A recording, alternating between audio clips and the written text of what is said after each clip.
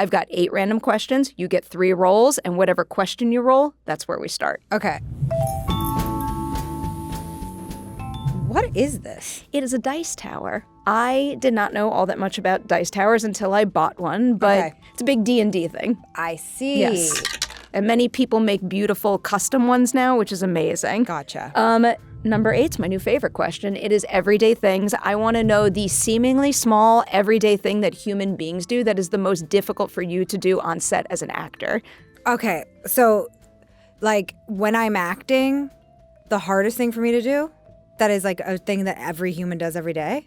Yeah. Like fakes. I always say fake sneezing, fake waking up, fake driving. Okay. Someone recently told me fake brushing your teeth. Okay, well, fake laughing's kind of hard. I've heard that one too. I get like, it. if you're, like, I did a movie a month ago. I just was in a couple scenes, and one of my scenes is with Josh Brolin, and the scene opens with me laughing so hard I'm crying. And I was like, I'm embarrassed. I'm embarrassed, I think. But I was able to just get through my embarrassment. And what I have to do to fake laugh, like, hopefully you're in a scene with someone that's so funny, and if your character needs to laugh, you genuinely laugh. But when it's like action, you're mid hysterical laughing with a hero in front of you like Josh Brolin. I'm sorry, I was a little starstruck. And so I just had to, you know, before they say action, act like a psycho. Like, I would literally, I'm like too embarrassed to do it right now because I'm going to watch this interview and be like, Jane, you shouldn't have done that. You looked hideously ugly. But I, you know, you have to sort of like fake laugh to the extreme where you're like being like psychotic before they call action, and then once they call action you're laughing at yourself. Honestly, I'm giving away too many tricks. I like tricks like that. Someone recently did that with me on a red carpet. I've been encouraged to take, I don't know how you all do this as often as you do, carpet photos make me so like I get so small on a carpet because I don't know what to do. It's horrible. Someone off to the side who is much more skilled at that type of thing than I am recently was just like encouraging me to laugh and doing things to make me smile naturally. Yeah, but meanwhile you're like nervous and constrained. You're like, ha, ha, ha, ha, ha. It did help. It did help. I feel like in the progression of photos I took that night, you can see like how my wheels were turning in terms of like what to do with my hands. Like, they were in my pockets, they were out of my pockets, they were behind my back, they were half in a pocket, half out. Okay, well, I'm glad you didn't just look like a maniac. Like, because there's like a combo of laughing and tension that's like not necessarily attractive. You just watched me try it and I looked insane. Okay. One of my favorite things that, I think it was Rebecca Hall that said this, she went through a phase where she would put one hand behind her back and on her arm here and would wind up with like a zombie hand, like a detached limb. That's really And funny. I kind of want to make that my thing. You should. Should I? Should I just embrace that? Yeah, because, and then you have like a little inside joke with yourself, and then that'll make you laugh. And I just don't know if the pose would be flattering for me at all. I feel like it would be super awkward. you want to try it right now? I kind of just did. The next carpet photo, you have my word, I will try, and then I will share it with the world whether I want to die inside or not. Okay. All right. You have your second roll in the tower now. Okay. You got number 8. You can roll again. 8 again? What do you think it means? I don't know. I'm scared. I'm just always glad when it's not 6s. That now it got 6. This is a good one. I was actually putting this on the list because I was revisiting our last conversation. This is new skill. If you had the opportunity to learn a new skill or about a different profession through a role, what would you choose and why? Oh, wow. That's a good question. I had thought about this because you were telling me last time about your soccer skills, and I was trying to manifest a soccer movie for you. Oh my God, I would love that. But this is a new skill. New skill, yes. I'm already so skilled in soccer, right? God, I mean, the thing that's just coming to mind that I'll just say is a musical instrument, but there has to be something more interesting than that. Like, Still a good answer, though. I don't know, a harmonica. Ooh, okay. I'll take that. Harmonica's not easy. I would take a musical instrument. I always think learning another language. For sure. I can't do that. Yeah, the language one is also kind of scary because it's like, with music, as long as you're vibey, it's fine. But with like another language, if someone from that place, if you just don't get it right, it's quite embarrassing. Now that I think about it, learning music is like learning it. Like, why was I able to learn how to read sheet music, but I could never master another language? I don't know. Yeah, I don't know. That'll be a conversation for probably another space. What do you play? I used to play baritone saxophone, and I was very into it, and I was like pretty good at it. That but then is so cool. when you stop playing it, I wish we could cut to a picture of little Perry playing saxophone. you say that, my editor will do it. Oh my God, I have great. many where, like, I am a tiny person. That is a big saxophone, and it is exactly my size. Can you just show me with your body language what you look like when you hold a sax? You have to, so like, you have the baritone sax, but because like I am this? so small, like, it's enormous. And how do you like, breathe like this? That's like more like a trumpet, like Okay. a brass instrument. Okay, I feel okay. like I looked like there was like a little more finesse to Okay. to like a reed and a mouthpiece, but it literally would go like from like my mouth almost down to the floor entirely, and I would Wow. have to wear a harness that would is connect to it. So cute. It was something. I don't know if I would describe it as cute, but I was pretty proud of being able to play it. I mean, playing jazz is cool. It is. It really is. So you're cool. I feel like I'm just going to walk around and say that to people and wear it as a badge of honor. Okay. All right, third and final roll in the tower. Number 3. I like this. I just added this recently. Number 3 is simply called Do My Job. I want you to tell me something you wish more actors were asked in these interviews. Oh gosh. I guess I'm curious with like maybe like actors that I look up to. I would say, what role, movie are you most proud of that like no one saw? Because there's so often that, okay, there was a performance, what's coming to mind, this isn't about me, but I think it's Gus Van Sant movie, and Jonah Hill gives like this insanely amazing performance. And I remember thinking, wow, I wonder if he's disappointed that like not more people saw this movie. It's like Joaquin Phoenix in a wheelchair.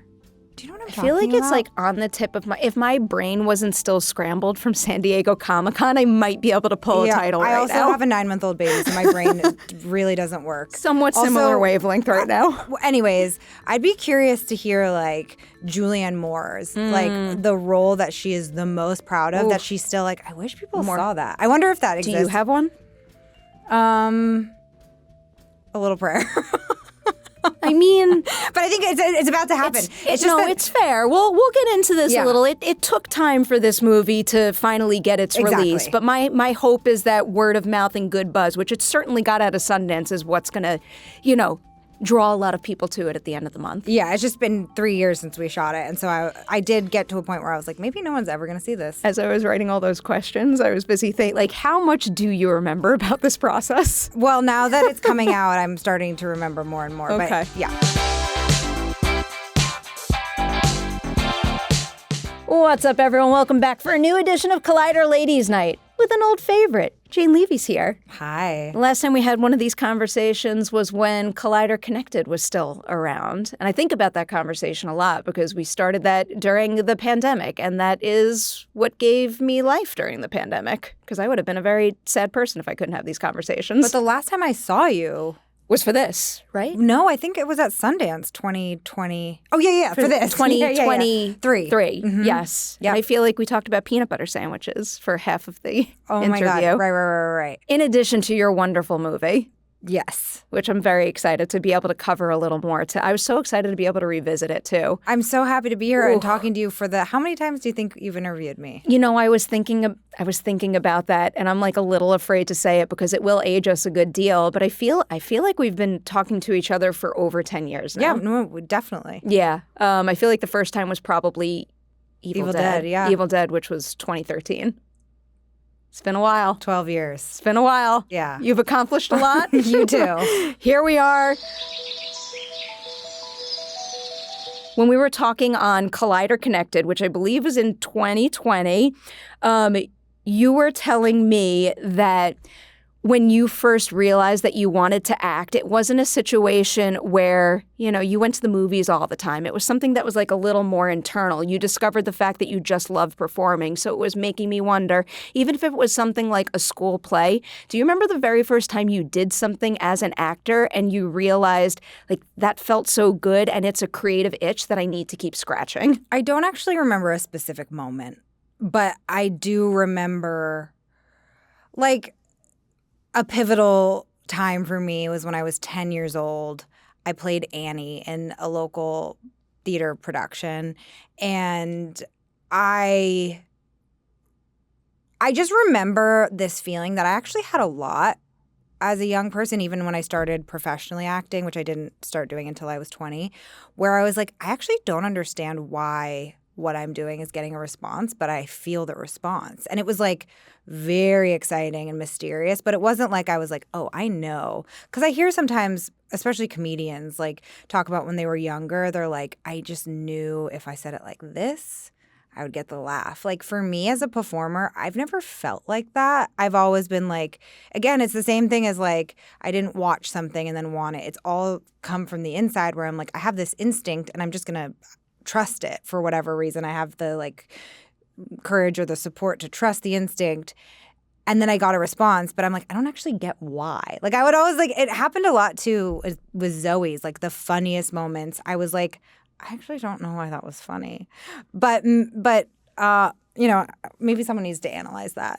I mean, I kind of get that. As you were explaining that, one of the things that was crossing my mind as a viewer who's taking in all of this stuff is like, I love when something makes me feel something, but I can't fully articulate why. And that's what I wind up thinking. Like, how do I explain that special feeling that a movie or show gave me? Like, Yeah. I live on trying to explain that to people. Right. I guess that's what's magic about the art. I love that. I love that so much. So you recognize the itch to act, and then I'm very curious about the next steps. And these are also follow-ups to something you told me last time. Correct me if I'm wrong on any of these story details. I kind of jotted it down broadly. So you're explaining to me that after 1 year of college, you went on a trip to Europe, and when you got back, you told your parents you're dropping out of college to pursue acting, and their reaction was something to the effect of like, okay, good luck, which I understand. This industry can be a crapshoot. That was making me wonder, do you remember the very first time they saw something of yours and they were like, huh, you know what? Like, your instincts were spot on. Yeah, I was shameless. I think after my mom saw that, she was like, oh, okay, I get it. I love that. I mean, I think she got it when I was a young person too, that I like loved this. But like, I think my mom became a fan. No, I'm just kidding. No, that's a beautiful thing. I think so. Be. I think it was that job. Okay. Yeah. That's Andy it. Milkovich 1.0. 1.0? Well, before someone else took over the role. Oh, I forgot about that. Yeah. Backtracking a little bit more because I am a big old nerd for the variety of acting techniques. And also when someone makes the choice to study a craft like acting in a formal school setting, because that is the right path for some, not for others, and whatever you choose, that is okay. You chose Stella Adler Studio of Acting in New York City. First, why that particular program? Is there anything about that specific technique that you felt was calling to you? No. I mean, I got so much out of Stella Adler, but that's after I went there and I realized what it was. I didn't know. But I am actually quite a practical person. I'm a Capricorn, in case that means anything to anyone watching, or if that means anything to you. Slowly learning. I had someone come in recently who was busy telling me about my sign and everything. Okay, what's your sign? I am fully embracing that I am a Sagittarius now. I'm on the cusp of Scorpio and Sagittarius, and I always thought I had a little of both. And then I had a friend explain, if you just put in, the information in the specific time you were born, there is no cusp. You are one or the other. Okay, but when's your birthday? November 22nd. Okay. It says so much. No, I'm just kidding. So when I decided I wanted to be an actor, I have no Nepo baby in me.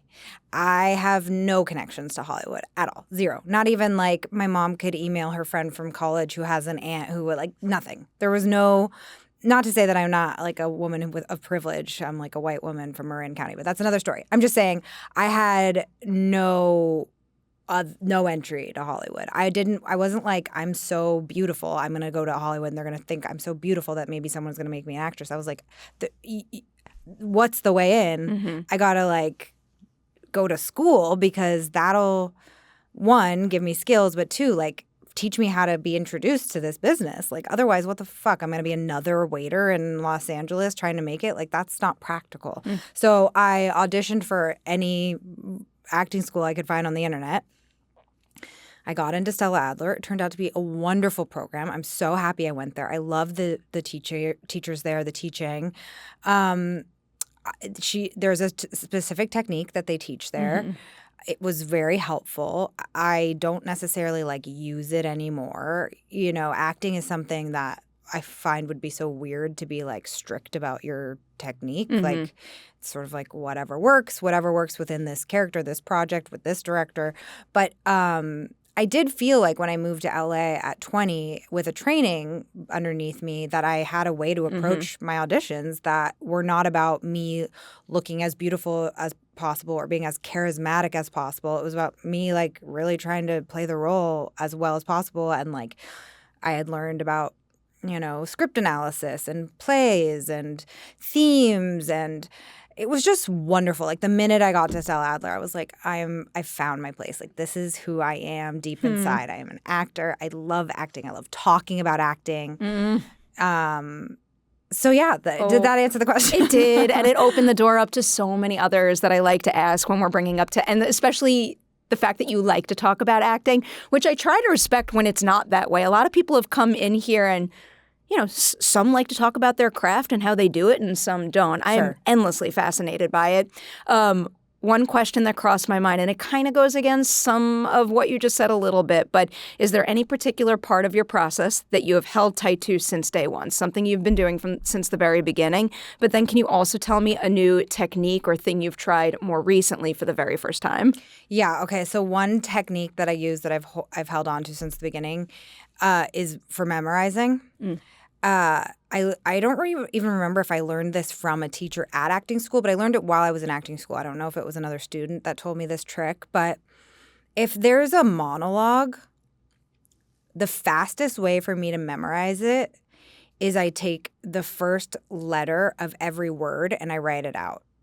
So it's like, I wish I had memorized a monologue that I could recite to you right now, but like, I was about to be like, Juliet from Romeo and Juliet, William Shakespeare. Gallop apace, you fiery-footed steeds from Phoebus's lodge. I forget, whatever. Okay, so help you with gallop apace, you fiery-footed steeds. You do like GAPYFFS.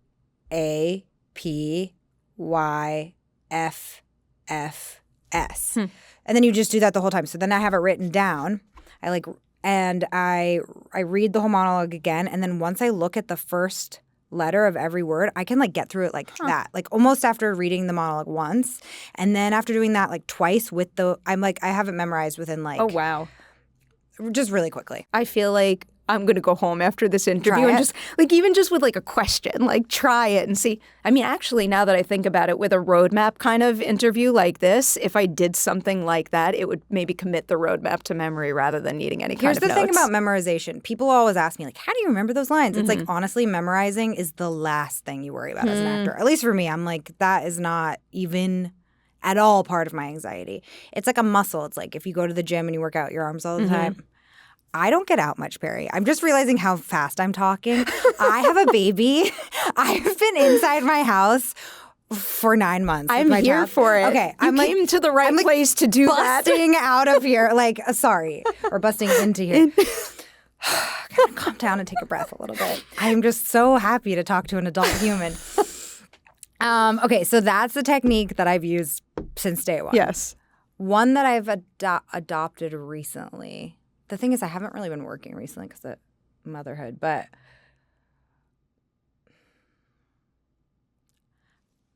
more recent than I wouldn't say. I don't know how recent, but something I do to try to be present because the thing that I think is the most important about acting is to be as present and unself-conscious as possible, and those things take technique. Like, you can't just be like, I want to be present or I want to not be self-conscious. You have to, like, have some tools, you know? So one of the things I do to be present is I ask about, like, sensations on my body. Like, can I feel the shirt on my chest? What do I hear right now? What are 5 things I see? And I, like, try to breathe. That's a more recent. Now I can talk slowly because I'm not like, yeah, okay. I keep trying to apply some of what you're saying to, like, the work I do. And as you said, like figure out 5 things that you see and think about. I'm thinking about walking into, like, one of those junket days where it's like that nonstop rotation of 5-minute slots. Like, could you imagine if I just sat there and took the first minute to be like, I see this and this and that. I would have no and time just, like, for my stared interview. at your interviewees like this. Just breathing. I could never. I could never. I couldn't do it. I'm going to stick with techniques for a moment longer because you're getting all of my favorite questions about this now. This is a big career question. Of all the scene partners you've ever had, can you tell me someone who you met and you were immediately in sync with? Like, you had the same approach to your work and that was great. But then I also want an example of the opposite, someone with a different approach who maybe challenged you to adapt and try something new and for the better. The thing is, I don't really talk to other people about their approach.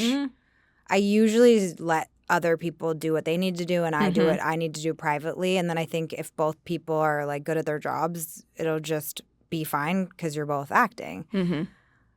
But I have worked with actors who are, like, really – I think it comes from a feeling of insecurity, which most actors feel, but wanting to control you so that they can – they don't know they're doing it, but they want you to be exactly what they imagined in their head. And if you don't give it to them, it throws them off and then it makes them uncomfortable. So they, like, sort of under the table direct you because they need you to be the way that they imagined in their head as, like, a sense of control. I'm not going to name names over here. Of course. But is there anyone I worked with that was just like, wow, this is immediate? I'm sure. Who could it be? This is a random... Oh my God, my brain though. I'm like, what's his name? I might be able to help with some credits. It was on Suburgatory, and I know his name is Derek, and he created Drunk History, and he's like a friend, and I can't remember his last name. Sorry, Derek. Just say Derek really confidently, and then we'll put an image of him. Okay, but I just remember being on Suburgatory, which was the funnest time of my life. I mean, such good writing, drive to Burbank, Warner Brothers. I'm 21 years old and, like, getting to work with these comedy superstars, Cheryl Hines, Chris Parnell, Anna Gasteyer, like, I mean, I love Jeremy. Like, it was Alan Tudyk. It was so fun. And then Derek came on as a guest star, and I remember, like, I am really not good at I'm really bad at breaking. I break. Oh, you break a lot. A lot. Like, so much so that, like, when it's not even on me, like, when it's on the person, like, if it was on you and the camera was behind me, I would ruin your take by laughing in my shoulder. And I remember working with Derek and just laughing so hard. I was like, oh my God, this guy is so funny. I can't. I'm maybe if there's we might come back to this question. I'll take that. Okay, I'll take that. I don't know if we're going to come back to it in this answer here, but this was another follow-up that I had written down from our last conversation because you said a couple things that made me think of this question. Actually, it's like a point that I haven't brought up in a little while. You were telling me about looking back at some of your choices that you made in your 20s and how confused you seemed, and and that you also went on to say, though, like, the older you got, the further you cultivated your voice as an artist and figured out what you wanted to make and how you wanted to make it. And one of the questions I ask quite often on this show is, of all of your earliest credits, which one would you give the most credit to in terms of putting into focus what was important to you in the stories you told and what was important to you in the on-set environments you were a part of? Yeah, I mean, Suburgatory was formative for me in so many ways. Like, Suburgatory was my second job ever, I think. Yeah, I was on Shameless for 5 episodes, I believe. And then I got the pilot of Suburgatory, which is why I couldn't continue to be in Shameless and which is why they ended up recasting me because I got another job and it was a bigger opportunity for me. It was a leading role and it was a series regular, not a recurring. I still want another job like Suburgatory. Like, first of all, working on comedies is the best thing. Like, people often ask me, is it actually scary when you shoot a horror film? It's like, no. I mean, it's exhausting and taxing, and your nervous system definitely gets like zing, zing, zing, but you're not scared. But on a comedy, it's actually funny and fun. And it just feels like, especially right now, what could be better than going to work and laughing and then like bringing joy into people's homes on their TV or their, through a movie. And it was also, run by a woman, which I didn't realize how rare that was because I was brand new to the business. I was only a 21-year-old kid. I had never really been in the world at all, in a professional way. So like I didn't realize how special that was and what an amazing boss Emily was and how she had taken such a huge chance on an unknown actress like me. And I remember fielding so many questions at the time about what it meant to be like the leading woman on a show run by a woman. And I didn't quite even understand it because I didn't understand the context of the culture at large. I just was so young. And now I'm like, damn, that was rad. Did that even answer your question? Oh, no, it did very much. And I like that. Okay. I want to see more environments like that. Also, as you answered that, I was thinking because, again, I like to use this as a manifestation space, and I love connecting, like, people and projects I love.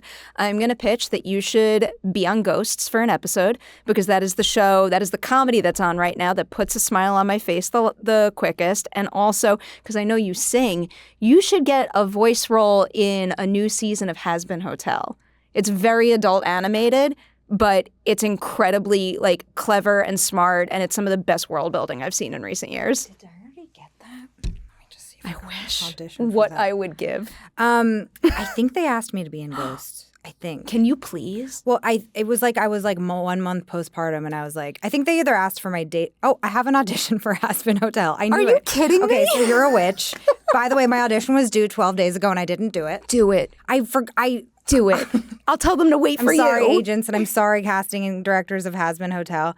Yeah. Truly. I got an audition for this, and then I'm pretty sure they asked me to be on Ghost, and I couldn't do it because I just had a baby. So They've told me wonderful things about new mothers on the Ghost set. Well, like things that they're doing that are above and beyond right now, but should be the norm for working moms in Hollywood. But anyway, should I get rid of it? Truly, you can leave it there if you want. Truly, I think those two shows, I've had the most people from their ensembles in this studio. Interesting. They're some of my favorite. Like, I love meeting super talented people, but the best combination is a super talented person who is super kind, and both of those ensembles have those qualities together across the board. Do you want to be my agent? Please. I just want to see you be on those shows. Great. I do have to jump to one other show because, I'm also obsessed with Zoey's. And the last time we spoke about that show in particular was between seasons 1 and 2. And I was very curious to hear about your perspective about what happened after season 2 because, I think so highly of it. I think it was one of the best made shows on TV at the time. And then season 2 comes and goes, and I hear about the cancellation. So what was it like receiving that news and then also going through the rather unusual process of being part of a show as it's being shopped and then, of all things, have it land at Roku with a movie? Yeah. It was so shocking when they canceled our show. None of us thought it was going to happen. I didn't think it was going to happen. And then I accepted it. I mean, I've been in this business long enough where you just sort of expect all the worst things that can happen. It's so hard to get something actually out there. Like, even a little prayer, which we'll get to, it's like you get the job, which feels like a huge accomplishment.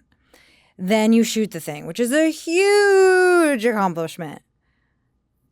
Then it goes to Sundance. Huge. Then it gets picked up and then it's still not guaranteed. It's like, and that is how it is in this business. Anyone will tell you who's been in it long enough. It's like, even when you get the job, the big job, you're like, it's not real until I step onto set. Even then, there's jobs where you're like 3 weeks into shooting and they're like, we ran out of money. Everyone needs to go home. It's like, so when they canceled Zoey's, I was sad, but I was also like, I understand this is how it goes. I feel so lucky. Mm-hmm. And I'm not normally like that. I'm not normally the person. I wish I was more on the bright side kind of person. Like, I definitely can ruminate about what sucks instead of what's great in my life.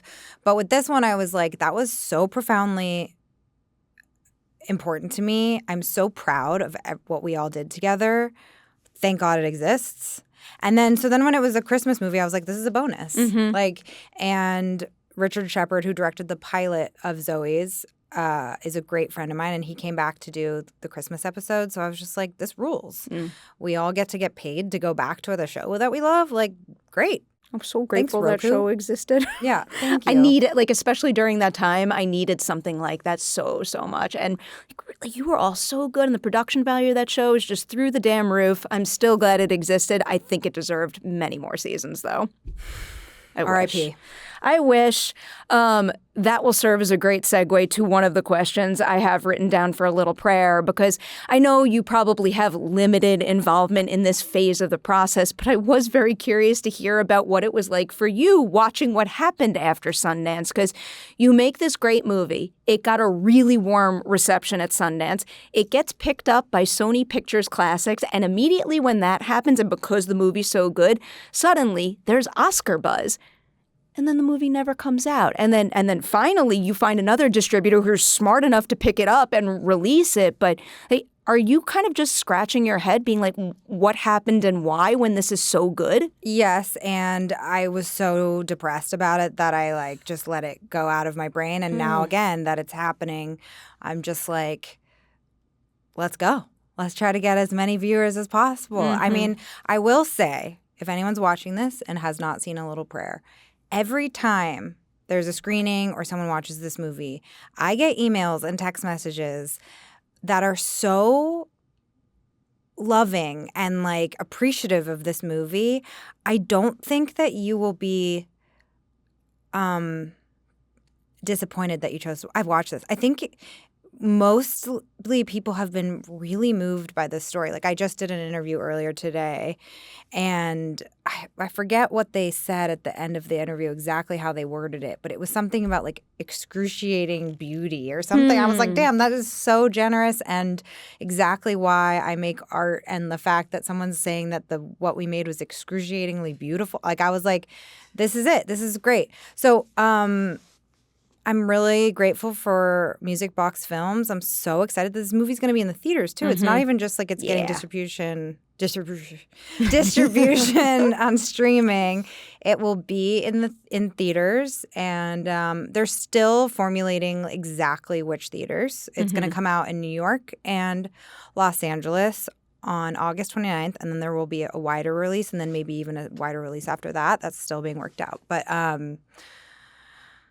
Yeah, and thank you for giving me a platform today to talk about this film that I'm so proud of. Of course. I'm beyond thrilled to. I was beyond thrilled to rewatch it too, because even though I knew exactly what was going to happen, like the emotional wallops, like particularly the ending, but there's a couple throughout the film that I'm like, this is like a sure sign that this movie is excellent when it's just as effective, if not more so than the first time I saw it. It's interesting you say that, because I watched it again for my first time I watched it again after not seeing it for years. On Tuesday, there was a little screening, and I got a phone call from one of my agents after that was like, the second time, I might have even liked it more. She was like, with everything that's gone on in the last 2.5 years, like, I was so delighted to be able to watch a movie like this. It made me feel so good. Yeah. When I watched it again, I was like, wow, there's all these things I don't remember noticing. And David Strathairn just gives such a beautiful performance. He does. You both do. I do feel like his character is the type of character that everybody needs in their life right now. I'm going to circle back to your conversation at the end of the movie in a minute. But first, I want to start at the beginning with this one. When that opportunity first came your way, what was it about the character and the story overall that made you think, I need this in my life right now as an actor. I need it as an actor who is always evolving my craft. I was really taken by Tammy, the character that I play in this story, her courage. I found her to be extraordinarily brave, like heroically brave, but also it was so kind. Like she's an actually kind person. I'm laughing because Austin Winsberg saw it on Tuesday, and he created Zoey's Extraordinary playlist, and he's an old friend now. And he saw it on Tuesday, and he was like, I was watching it, and this is me just like telling you like great reviews people told me about the movie. But he was like, I was looking for Zoey because I watched you for so many years, and I didn't see her at all. And he was like, and also, you're so nice in this movie. And I was like, I know, where's the like Jane acerbic like scary side? And he was like, it wasn't in there. I was like, yeah, I'm an actor. Anyways, that's just a side note. But I thought Tammy was so moving because she does something really hard, and it's not. I don't know how much we want to reveal in this interview. I'll put the spoiler warning up to make sure to talk about 2 scenes. So not yet, but eventually. Okay, so it's not even like the scene that I think is the decision. Yeah. It's the decision of saying goodbye that is so hard for anyone to do. And she does it with grace, and she does it thoughtfully, and she does it with love, and she does it with grief. And I thought, I want to be more like Tammy. And I actually still think that when I watch it, I go, she's an incredible person. And so that's what, and Angus's script was so beautiful. It was so rich, and it felt so real, and I really wanted to be a part of it the minute I read it. I'm jumping a little ahead with this, but you just brought up how rich his script was. The other thing that fascinates me about this movie is the style of his camera work, and how, at least from the outsider perspective, I feel like it creates an environment on set where, like, every ounce of set can feel so lived in and real, because so much of it is camera work that is motivated by the actor's movement, or even just the camera sitting still and letting an entire conversation play out in one frame. How does his choice in terms of photographing the movie impact you as an actor? Does it make you feel more free? Interesting. You're such a good interviewer. You're very observant, because I just was talking to Angus about this in an interview, and he talked about how the camera should be a witness and not an observer. I guess that's I don't know how to say French names. I can't help you with that. Jacques. Oh, no, I don't know. Nice to see you, Perry. It's time for me to make my way out of here. Jean-Luc Godard? No, Renoir. I don't know. Renoir? He's very interested in like actors' mannerisms, and he was very consciously like, and part of it's economical. This is an independent movie. We did not have a huge lighting team. We didn't have the time to do many setups or takes. So, but he does like plays or scenes to play out. He's a playwright. But I wouldn't say I was that aware of it. Like when I'm acting, I try to not be aware of the camera, unless, of course, there's like technical things I have to do for the cameraman. I'm just sort of like across genre, not really trying to think about the camera. It's just like such an effective combination with camera work like that, and also, like, again, performances that also feel lived in. Like, we experience this one moment with this group of people, but I believe that she has a wealth of history even before that history is explained. Something about your work made me know, and also the way that the story is constructed overall and where it takes us made me know those things even before I was told. Love that. Which is so cool. Cool. I want to go back to David really briefly, because he's incredible. I've seen so many incredible performances of his. I was shocked to see a new movie and a performance that kind of skyrocketed to, one of the top of my list with him. And he just exudes this infectious warmth where, like, I'm so drawn to him. Do you remember the very first thing you saw him do, either in prep or on set, that made you think, like, you are the perfect person to play Bill, and you're going to have that, like, special spark that the character needs? I don't remember any specific moment. I will say that he's the kindest actor I've ever worked with. Genuinely, like deeply kind person. Like, most actors are annoying, including myself. Let's just be real. Actors like suck air out of the room. They got like their actors are like complicated. I love them, but they have issues. He doesn't. None. Zero. Yeah, I'd believe that. And he's like incapable of lying in character. I'm like, that was real.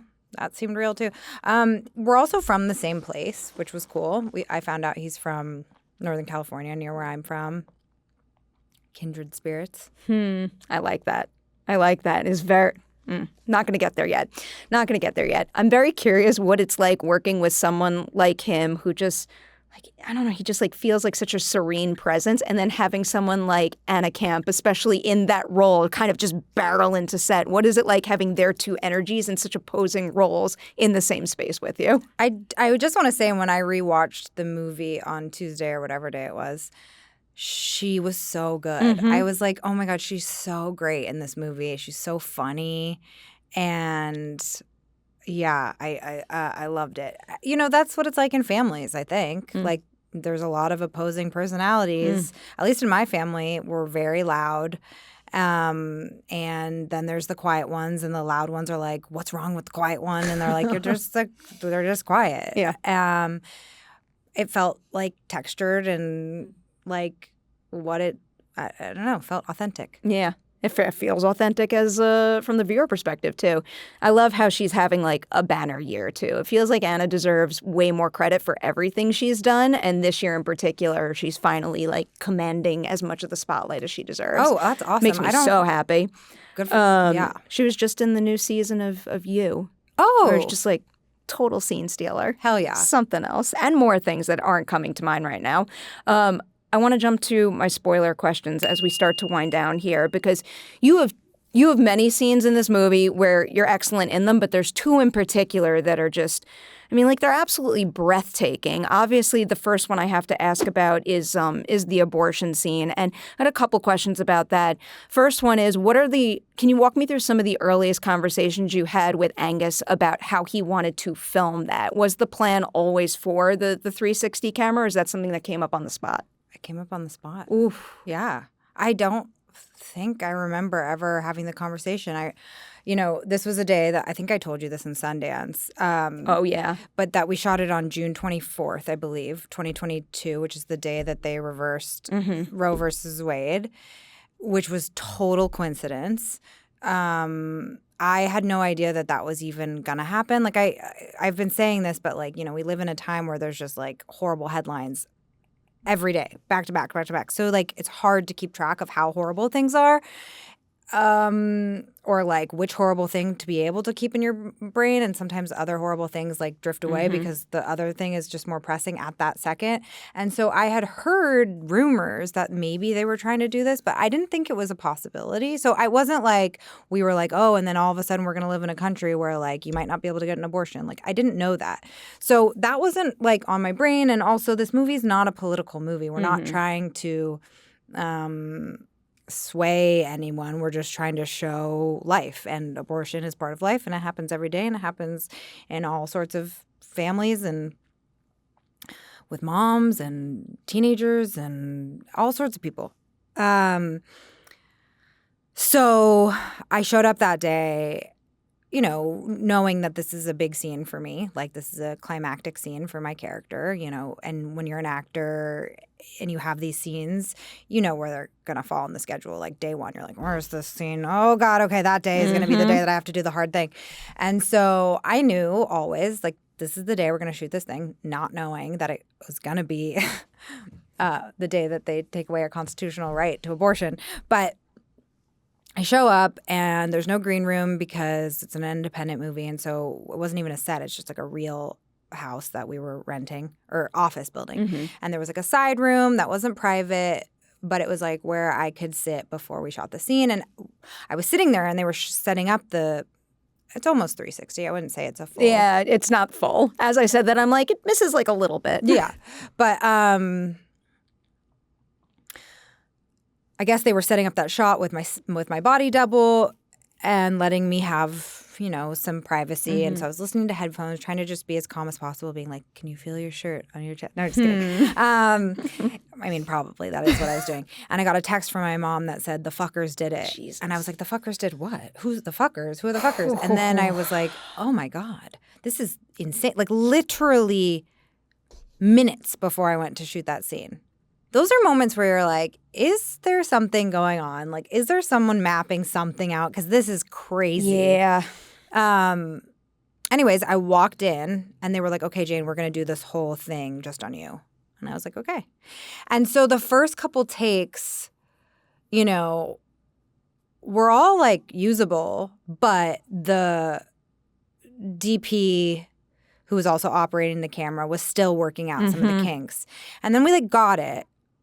And I was like, Angus, can we actually do one more? And the one more is the one that's in the movie. And I felt like the one that was in the movie was just a little bit more relaxed is not really the right word because what my character is going through is not relaxing. But as a performer, I felt like my instrument was able to not be so just like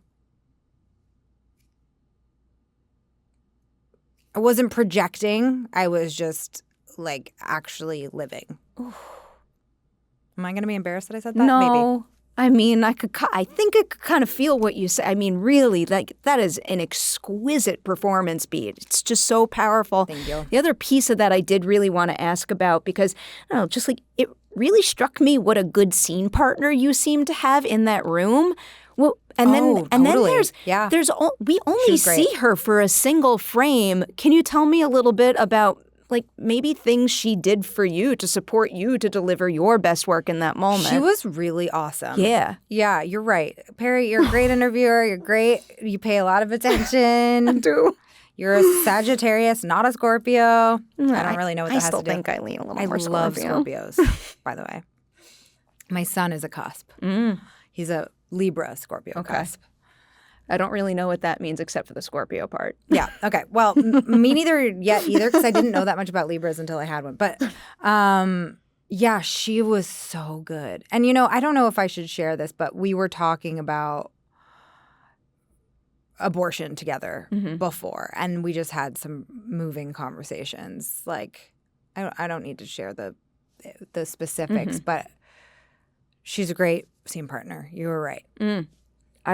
Was it Keisha, her name? Okay, I just wanted to make sure to shout it out if I got it right. Keisha, you're amazing. Whew, something about like even just when we don't see her, when we just hear her voice in that moment, like it's similar to David actually. It's like a warmth that like I could feel and it's pulling me towards it, and the way that it put me at ease that your character had her of all people in the room at that time. I was just like, I love that feeling. All right, one question about the last scene with you and David.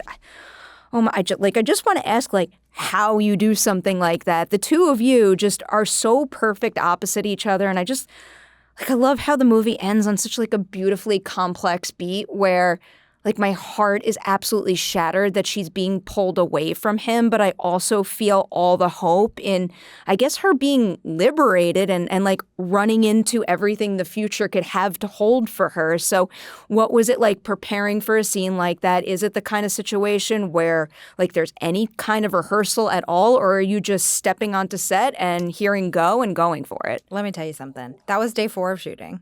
Oh, my God. David and I met one time, I think, before shooting. We did not know each other.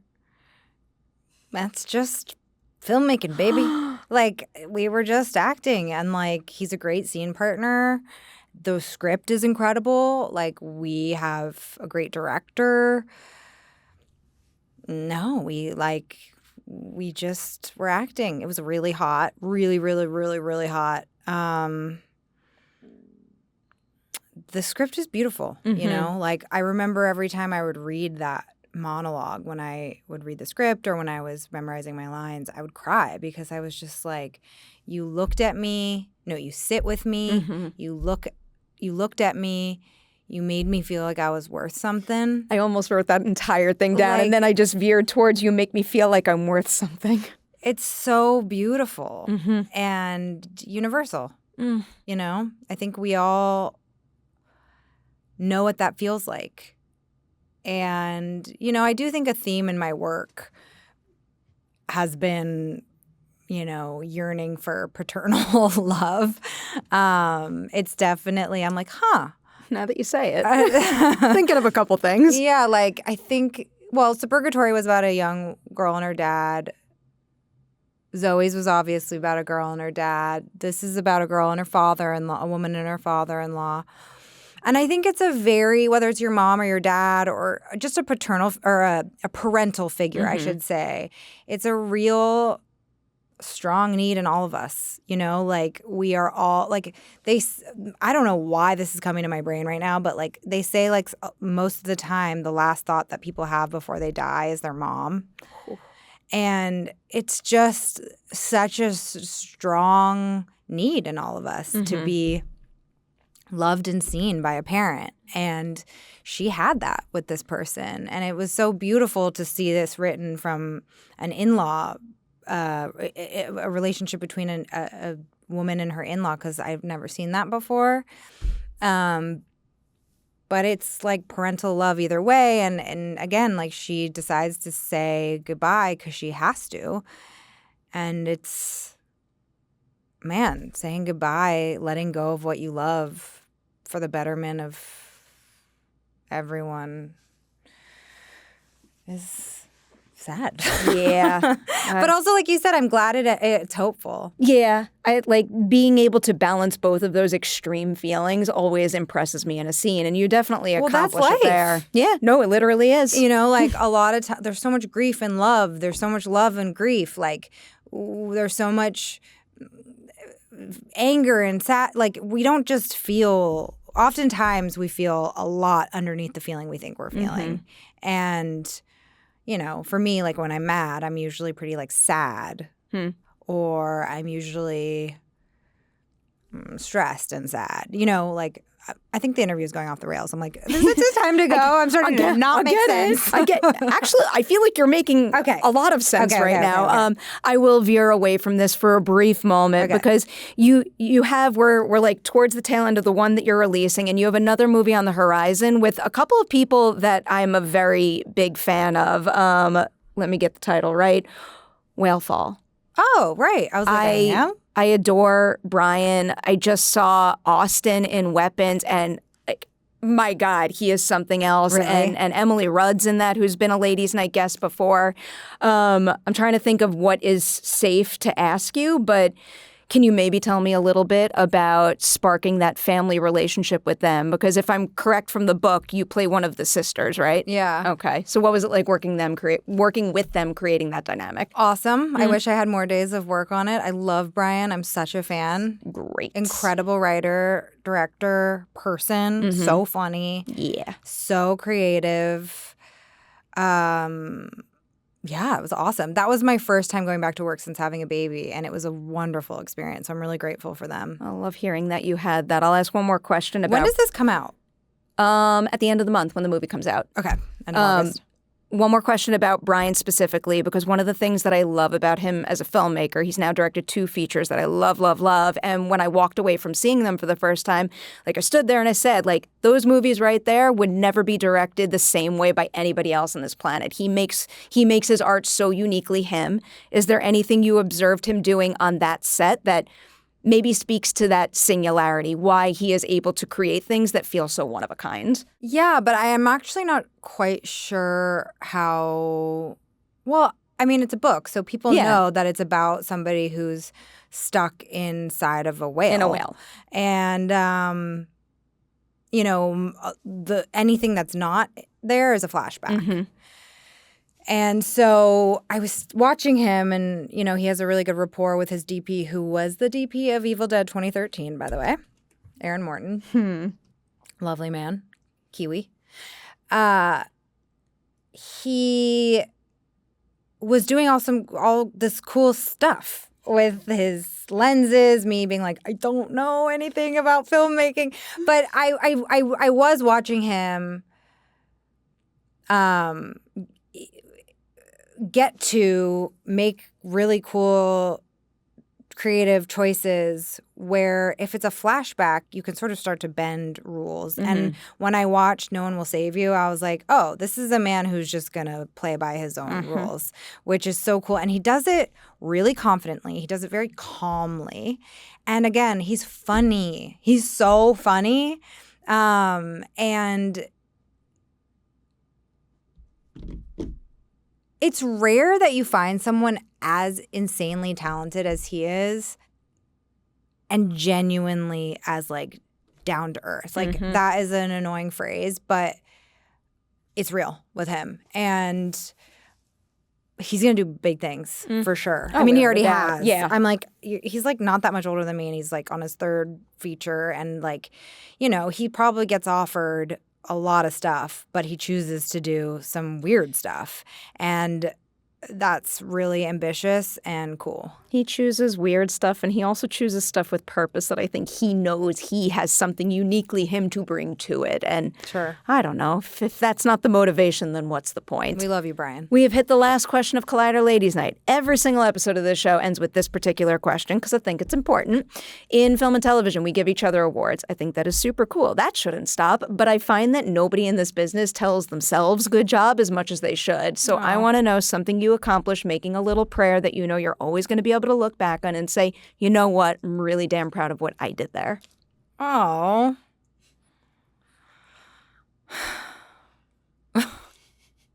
Like, what do other people say? I got this same reaction mere hours ago. What do other people say?